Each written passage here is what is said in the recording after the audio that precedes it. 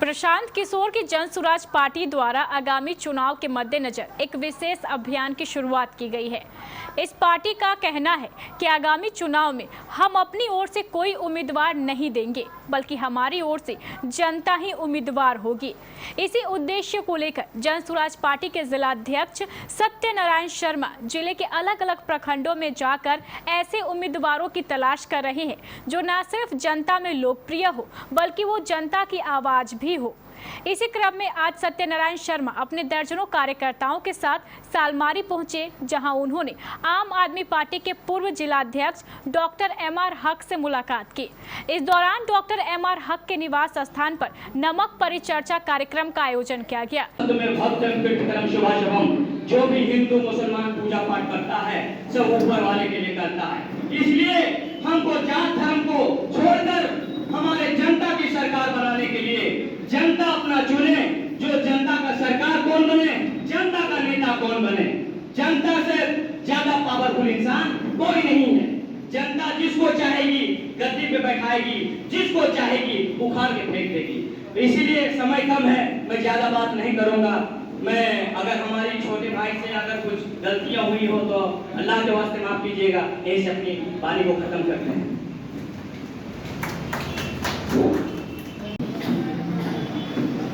सबसे पहले मैं ये बता दूं कि जन स्वराज का कार्यक्रम है,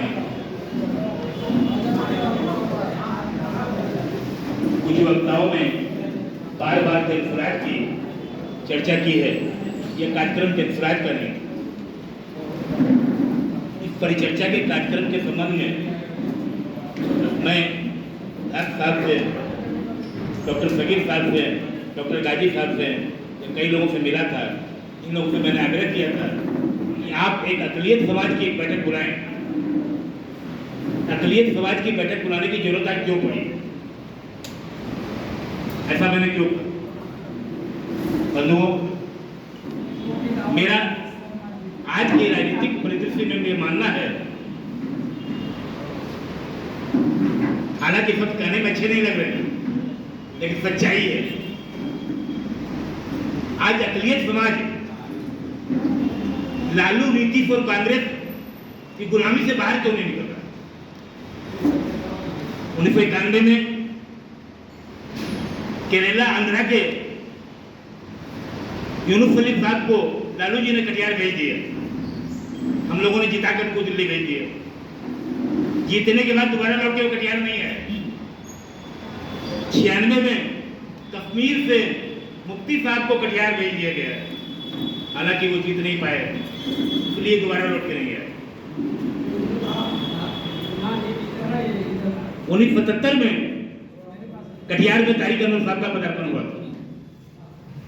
पहली बार चुनाव लड़ने को आए थे, हालांकि वो चुनाव हार गए थे। 80 और 84 में 2 बार लगातार उन्होंने जीता और संयोग से दोनों बार उनकी सरकार रही, रूलिंग पार्टी के सांसद रहे। उसके बाद पुनः 96, 98 और 2019 में पुनः चुनाव जीता उन्होंने। 5 बार कटिहार के सांसद रहे थे। लेकिन आज की बैठक में परिचर्चा करने का मुख्य कारण यह था कि कटिहार में भी यह चर्चा जोरों पर है कि दुलाल चंद गोस्वामी जी या जदयू ही अपना उम्मीदवार कटिहार में लड़वाएगी। जब मतदान 2 ही बिंदुओं पर होगा, एनडीए या इंडिया के बिंदु पर, और इंडिया के गठबंधन के उम्मीदवार दुलाल चंद गोस्वामी जी होंगे, तो हमने पिछले 5 वर्ष का कार्यकाल दुलाल चंद गोस्वामी जी का देखा है। और खासकर यहाँ बैठे हुए कुछ लोग तो उसके पहले वो 2 बार विधायक बन चुके हैं, बिहार सरकार के मंत्री बन चुके हैं, वो कार्यकाल भी देखा होगा। इस परिचर्चा में बड़ी संख्या में लोगों ने हिस्सा लिया। नमक परिचर्चा के दौरान जिलाध्यक्ष सत्यनारायण शर्मा ने बताया कि आमतौर पर चुनाव में बड़ी पार्टियां अपने मनमाने ढंग से उम्मीदवारों के नाम की घोषणा करती है, लेकिन इस बार जन स्वराज पार्टी अपनी ओर से कोई उम्मीदवार नहीं देगी, बल्कि जनता को ही अपना उम्मीदवार देने के लिए कहा जाएगा, ताकि जनता की समस्याओं का सही ढंग से समाधान हो सके। वसीम अहमद पॉल की नहीं है, क्योंकि पिछले परसों में कटिहार के नेताओं द्वारा, राजनीतिज्ञों के द्वारा अक़लियत समाज में नेता बनने का या पनपने का कभी मौका ही नहीं दिया। इसलिए ज़्यादा उम्मीदवार के रूप में नहीं आएंगे। सही लोग, मतलब पढ़ा लिखा, कटिहार की भौगोलिक स्थिति की जानकारी रखने वाला उम्मीदवार होना चाहिए, उनकी सोच सही होनी चाहिए। मेरे ख्याल से चुनाव की नौबत नहीं आएगी और जल्द हम लोग कटिहार की जनता अपना उम्मीदवार चुनेगी।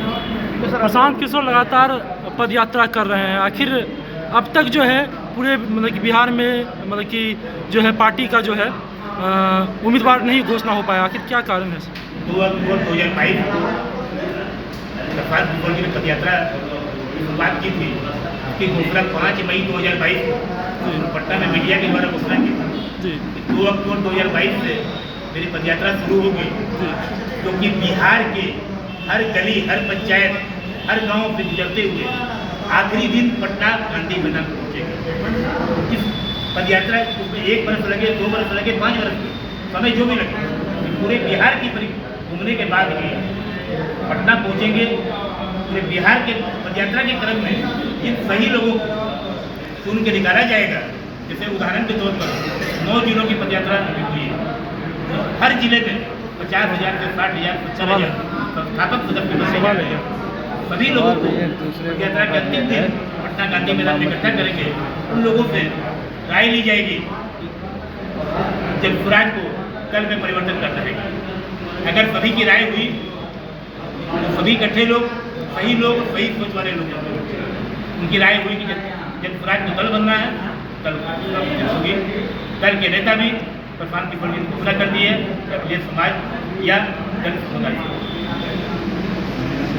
ऐसे उम्मीदवार जब जीतकर विधानसभा और लोकसभा में जाएंगे तो वे अपने क्षेत्र का बेहतर विकास कर पाएंगे। कार्यक्रम की अध्यक्षता कर रहे जिलाध्यक्ष सत्यनारायण शर्मा ने आगे कहा कि आज के परिचर्चा पे क्या कुछ बताना चाहेंगे? आज की परिचर्चा अक़लियत समाज की एक बैठक रखी गई थी। मुझे तो अचानक हादसा के निमंत्रण में यहाँ आ गया।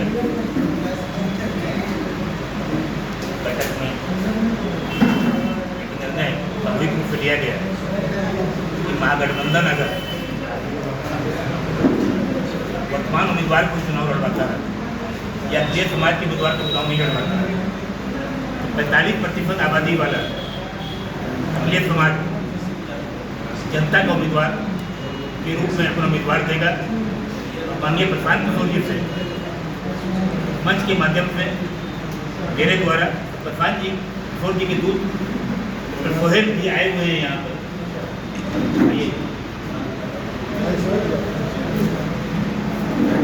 वार्ड की बैठक की कार्यवाही को देखने के लिए ही आए हुए हैं। एक मैसेज प्रशांत किशोर जी को भेजा जा रहा है। अक़लियत समाज के उम्मीदवार जो जनता के उम्मीदवार के रूप में आपके सामने आते हैं, उनको प्रशांत किशोर जी जन स्वराज का समर्थन दें, चुनाव लड़ाने में उनको सहयोग। जनता के उम्मीदवार के निर्णय की जहाँ तक बात है, तो हम लोगों ने निर्णय लिया है कटिहार जिले के 7 विधानसभा क्षेत्रों में एक बैठक पहले हम लोग करेंगे। उसके बाद नगर भवन में कटिहार में जिले की एक बैठक बुलाएंगे, उसमें जनता के उम्मीदवार की घोषणा। जनता आखिर किस प्रकार से जनता के उम्मीदवार की घोषणा करवाएंगे? किस प्रकार से तैयारी की जा रही है जनता के उम्मीदवार को तय करने के लिए? जनता के उम्मीदवार की तैयारी में जन स्वराज का जो अपना स्लोगन है, सही लोग सही सामूहिक प्रयास। तो इसके लिए सर क्या इसके लिए एग्जिट पोल कराया जाएगा? पब्लिक जरूरत पड़ने पर वो भी करवाए जाए। अगर एक से ज़्यादा उम्मीदवार होते हैं वो भी करवाए जाए। मतलब पब्लिक का मतलब जो ओपिनियन लिया जाएगा।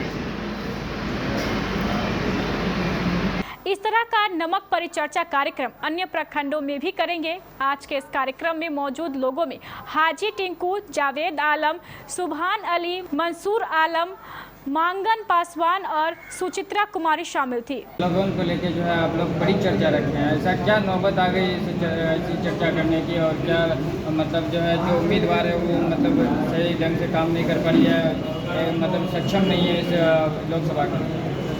देखिए देश अमृत महोत्सव मना रहा है।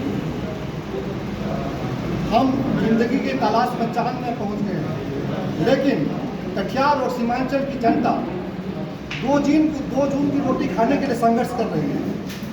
यहाँ पे विकास के नाम पे सिर्फ और सिर्फ नेताओं ने ठगा है। आज हम कहना चाहते हैं कि कटिहार कभी जूट नगरी हुआ करती थी, जूट मिल बंद हो गया, फ्लावर की फैक्ट्री थी यहाँ पे, फ्लावर मिल बंद हो गया, माचिस की फैक्ट्री थी, माचिस मिल बंद हो गया। क्या मिला कटिहार की जनता को? सिर्फ और सिर्फ बाढ़ और नदी कटाव। इन लोगों ने कटिहार का किसी भी जिसको भी जनता ने चुना, जो भी पार्टी के उम्मीदवार आए, पार्टी के द्वारा दिल्ली और पटना से निर्धारण किए हुए उम्मीदवार जो भेजे गए यहाँ पे, आज़ादी के पास जितने भी चुनाव हुए सबको जनता ने एक्सेप्ट किया। और जनता मजबूरी के कारण हो या जाति और धर्म में बट करके उन्होंने उसको वोट किया और वो चुनाव जीत गया। लेकिन जनता के आकांक्षाओं पे कोई भी नेता खड़ा नहीं उठा। इसीलिए आज देखिए हमारा कटिहार जो है क्या है, एक मजदूरों का, प्रवासी मजदूरों का एक फैक्ट्री बन चुका है। ये यहाँ पे प्लाइन बहुत बड़ी समस्या है। यहाँ पे केंद्रीय मंत्री भी रहे इस कटिहार के सरजमी से। आज हमारा एमयू कटिहार में बनना चाहिए था, लेकिन वो एमयू किशनगंज चला गया। कौन है जिम्मेदार इनका? जो आज नीति आयोग की रिपोर्ट में कटिहार सहित पूरा सीमांचल का जो 4 जिला है, वो पूरा का पूरा जिला जो है सबसे पिछले पायदान है विकास के पैमाने में। आगे कौन जिम्मेदार है? क्या जनता खुद जिम्मेदार है या वो नेता जिनको पार्टी निर्धारित किया वो और चुनाव जीत गया? इसीलिए आज हम लोगों ने फैसला किया कि जनता ठगा हुआ महसूस कर रही है। जनता उन नेताओं को वोट नहीं करेगी जो पार्टी तय करेगी, और जनता उनको चुनाव जिताएगी जो जनता खुद उम्मीदवार खड़ा करे और जनता उनको जिता करके लोकसभा या विधानसभा भेजेगी। इसलिए अब हम लोगों ने तय किया है कि आगामी विधानसभा चुनाव में अगर चाहे वो एनडीए का हो, चाहे वो महागठबंधन इंडिया का हो, अगर वो उम्मीदवार जनहित में काम करने वाला नहीं रहा, वो संघर्षशील नहीं रहा, जिनका व्यक्तित्व रिकॉर्ड अच्छा नहीं रहा, फिर अगर उसी को रिपीट करता है ये दोनों पार्टियां, उस कंडीशन में यहाँ पर जनता का उम्मीदवार दिया जाएगा और जनता उम्मीदवार चुनेगी और हम समझते हैं कि जनता उसको लोकसभा भी भेजेगी। सर एक सवाल, यहाँ जनता जो उम्मीदवार तय करेगी वो भी तो किसी पार्टी से होंगे ना? नहीं, जनता अभी जो भी उम्मीदवार होगा वो निर्दलीय उम्मीदवार होगा और हम लोग चाहेंगे कि उस निर्दलीय उम्मीदवार को बहुत सारे लोग दल हो, जैसे हमारे जन स्वराज संस्था है उनसे हम सपोर्ट मांगेंगे और बहुत सारी संस्था है उनसे सपोर्ट मांगेंगे और वो निर्दलीय उम्मीदवार होगा। ये कहाँ से उम्मीद की जा सकती है कि निर्दलीय उम्मीदवार जो है जब जीत जाएगी तो वो किसी पार्टी का दामन नहीं थामेगी? नहीं, देखिए निर्दलीय कोई भी निर्दलीय उम्मीदवार अगर होगा वो पार्टी का दामन थामे या ना थामे, लेकिन उनका मेन एजेंडा होगा विकास करना, क्योंकि जनता उसको चुनेगी, जनता उनका डायरेक्ट वोट देगी। जितने के बाद वो तो इससे पहले जितने भी नेता जो जीते हैं निर्दलीय से भी जीते हैं तो वो भी तो जीतने के बाद तो भूल गए हैं सारे वादे, तो ये भी हो सकता है कि ये जो जीत के आए वो भी भूल जाए। नहीं, अभी ऐसा नहीं होगा, क्योंकि इनका जो भी जनता का उम्मीदवार, ये तो आपके द्वारा आकलन किया जा रहा है ना, ये जनसुराज समर्थित उम्मीदवार होगा और जनसुराज का आपने अभी ट्रक रिपोर्ट देखा है, वो जनसुराज का कहना है कि सही सोच और सही लोग मिलके ही बिहार का विकास हो सकता है। तो वो उनका अभियान है, तो मुझे लगता है कि उनके आकांक्षाओं पे, जनसुराज के आकांक्षाओं पे और प्रशांत किशोर के आकांक्षाओं पे खड़ा होंगे। मेरा नाम डॉक्टर एम.आर. है, मैं कटिहार लोकसभा निर्दलीय उम्मीदवार की मांग जिस प्रकार से चल रही है, जो समाज के हित के लिए काम करे, क्या लग रहा है ये जो है यह सोच जो है क्या संभव हो पाएगा? देखिए बहुत महत्वपूर्ण बात है और बिंदुओं पर प्रकाश डालना ज़्यादा आवश्यक है। बात यहाँ निर्दलीय उम्मीदवार की नहीं है, बात यहाँ जनता के उम्मीदवार है। और जब जनता का उम्मीदवार होगा वो निर्दलीय उम्मीदवार परोक्ष रूप से होता है, अप्रत्यक्ष रूप से निर्दलीय नहीं होता, क्योंकि उसका कोई दल तो नहीं है लेकिन उसका बल जनता, क्योंकि उसको जनता ने आगे बढ़ाया। निर्दलीय सामान्य रूप से निर्दलीय स्वयं प्रस्तावित उम्मीदवार होता है जिसके साथ जनता जुड़ती है, लेकिन यहाँ जो उम्मीदवार होना है उसे जनता आगे बढ़ाएगी। और इस आगे बढ़ाने में जन स्वराज ने जो, और ख़ास तौर से प्रशांत किशोर जो अपना मुहिम लेकर चल रहे हैं, तो हम लोग कटिहार की जनता ये आशा करती है कि इस तरह के उम्मीदवार को उनका एक्सपर्टाइज जो है और उनकी जो धारणा है और जिस विचारधारा से वो आगे बढ़ रहा है उसके साथ पूर्ण रूप से वो उसको समर्थन देंगे। और जब ऐसा होगा, जनता और जन स्वराज की विचारधारा एक साथ जब आएगी तो ये जो आपको असंभव कार्य दिख रहा है संभव होगा। सर, अभी तक जो है आपने जन स्वराज की चर्चा की है, यहाँ पे जन स्वराज की तरफ से जो है यहाँ पे कोई अनुमान लगाया गया अब तक कि मतलब किसको आगे बढ़ाया जाए या प्रायोरिटी दिया जाए? चीज़ें स्ट्रैटेजी की होती हैं और स्ट्रैटेजी तभी स्ट्रैटेजी है जब तक वो पोशीदा है। तो बहुत सारी चीज़ें हैं जैसे हम खुलकर प्रेस कॉन्फ्रेंस में नहीं बोल सकते, लेकिन आप जानते हैं कि हमारी पूरी टेक्निकल टीम इसमें काम करती है, तो निश्चित रूप से ये सारा होमवर्क करके ही मैदान में उतरती है। सीमांचल जो है शुरू से ही जदयू का गढ़ माना जाता है, उस जगह में जन स्वराज के द्वारा सेंध लगाया जा रहा है, तो क्या संभव ये हो पाएगा?